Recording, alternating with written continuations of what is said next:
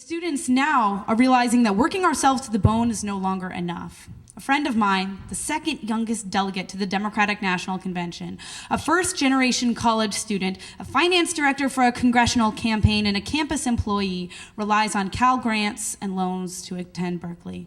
And in August this year, when this young student of color's Cal grants were delayed and her fees increased, she was forced to confront the possibility that she couldn't return to Cal. As of 2 weeks ago, there were still Cal students who hadn't received their Cal grants. How many of us have sections this semester with more than 35 students? How many of us still have to sit on the floor in our overfilling lecture halls? The prerequisite course for international area studies majors this semester, a survey of world history, fits only 100 students. This semester, it turned away over 150 more, some of whom were enrolled in the class and most of whom needed it to graduate. It's harder and harder for students to get to Cal, and harder for us to leave with a degree, because at so many steps along the way, the state, the university is telling us no. Perhaps part of the public university experience today is having to fight for our public university.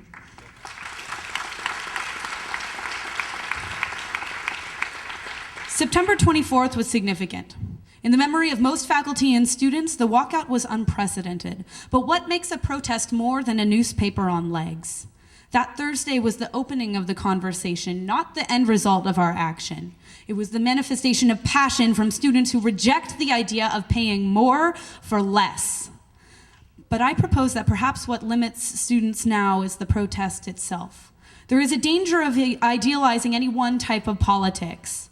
While Mario Savio embodies the protest that's emblematic of the 60s, our movement looks to no single leader or single action. So 45 years ago, when Savio gave his speech out on the Sprawl Steps, he said, "There is a time when the operation of the machine becomes so odious, makes you so sick at heart that you can't take part. You can't even passively take part, and you've got to put your bodies upon the gears and upon the wheels, upon the levers, upon all of the apparatus, and you've got to make it stop." But our generation's charge isn't to make the university stop. The budget cuts have already done that, but rather to make it move forward again. So a protest is a way of saying no. No cuts, no fee hikes, no furloughs, no way. And at some point we need to say yes, not by compromising on any of our demands, but rather through proposing our own solutions and demanding positive changes. It's the difference between begging the state not to cut us and demanding that they fully fund us.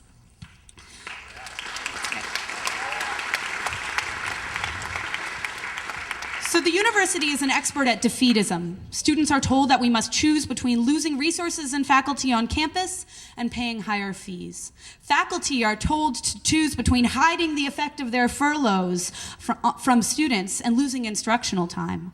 For a while, the university could hide it. A conversation from the furloughs of July 17th was the decision not to take furlough days from teaching time. The Dean of Haas described it later as a choice to hide the fact that the university is bleeding in the streets. But now uncovered, the university's problems have become our problems. And now that they are our problems, the university must disclose its budget to students and faculty so that the brightest minds of the best public university system in the nation can propose the next steps.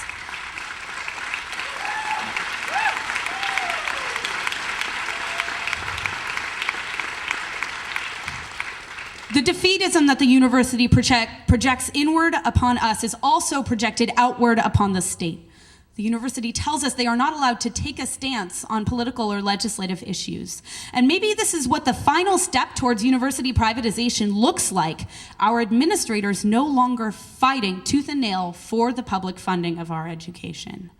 And while our administrators are sitting arms folded, students know that in Sacramento, Assemblymember Tirico's AB 656 will funnel $300 million to the University of California and even more to the community colleges and CSUs. Yeah. We know that the requirement that 2/3 of the state legislature approve revenue increases has caused a systematic devaluation of public education from kindergarten through college graduation. And this 2/3 requirement in particular, which was passed as part of Prop 13, which was augmented as part of Prop 13 in 1976, allows a minority of state legislators to hold funding for statewide education hostage. As Professor Lakoff said, the few Republicans in the legislature who might be willing to vote for a Democratic plan for boosting state revenue have veto power over the rest. How telling that even in our state system, the minority is more empowered to say no to public education than the majority is empowered to say yes. Our entire state is no-centric. And when you listen to President Yudof, he said, presiding over the UC is like presiding over a cemetery. Nobody's listening. His speeches are saying no. Again and again, nobody's listening. Students don't know best. On his Twitter account, one precious tweet said indignantly, "I'm not tweeting while Rome burns." And while we point that's right. And while we point fingers at the regents, at President Yudof, and at the campus administration for the cuts, it is because they're left fighting over scraps, a sad last stand caused by the decades of unsound financial decisions by the state and the university alike. And maybe this defeatism is why from July to September, the rhetoric of campus administrators and student leaders alike shifted from if the 32% fee increase passes to when the 32% fee increase passes. But that rhetoric is unacceptable. And I question the inevitability of these cuts. Choosing to accept the cuts, to support the 32% fee increase, is choosing to allow education to become, once again, an upper-class privilege instead of a universal right. It's the declaration that we don't mind if 10,000s of bright young minds, including young students of color, young students from lower and now middle-income families, students whose high schools refuse to offer requirements for admission to universities, we don't mind if they're absent from California's next generation of innovators, inventors, public servants, as long as we break even now. This decision will plunge not only California, but the United States deeper into the global recession. Berkeley exemplifies the case for a global public university, and this fee increase is a global travesty. But we're not stupid. As students, faculty, and staff, we reject the inevitability of fee increases and furloughs because we see a third choice: coming up with solutions. Consistently told that we have no answer to the budget crisis, students forget that the University of California's greatest resource is us. It's students, it's faculty, it's lecturers, it's workers, not just donors, not revenue, but brain power, intellect, and hard work. Students are increasingly viewed as commodities, as products, as cash cows, not as the future generation of innovators and public servants that we are. And the university's untransparent budget is emblematic of this. When the university hired Bain & Company to conduct a $3 million review of the campus's finances, they must have forgotten about all of the business consulting minds in Haas up on the hill. They must have forgotten about Berkeley's award-winning economics department and the hundreds of Berkeley students with business consulting experience who flyer us on Sproul every single day. And this is why a transparent budget could be the most important of all of our demands. Without it, the university tells students, we will train you, but we're going to deny you the tools to devise next steps or use your own brain power. They will allow us ideas, but deny us a pen and paper.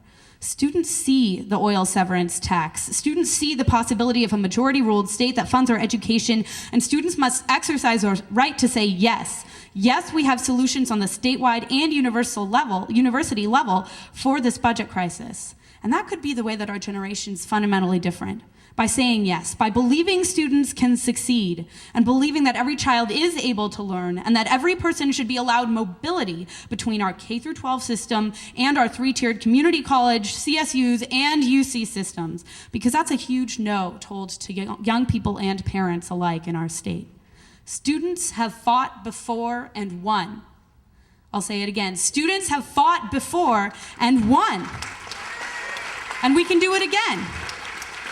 The walkout was the opening of a discussion, not the end goal. Students know that we can achieve concrete victories. We need only to look at the Obama campaign and the thousands of sleepless young organizers around the nation, or at the free speech movement, or at the Vietnam War protests. And the essence of this activism is not just winning, but struggling. And the reason that activism has a history on Cal's campus is the same reason that Californians are on the forefront of innovation. No two movements look the same. The reason Mario Savio was successful when he spoke from the Sproul steps and told people they were human beings is he shifted the relationship between that white male university community. And the reason our movement could drive 5,000 people to stand up and walk out was the fundamental shift in relationships between all students, workers, and faculty.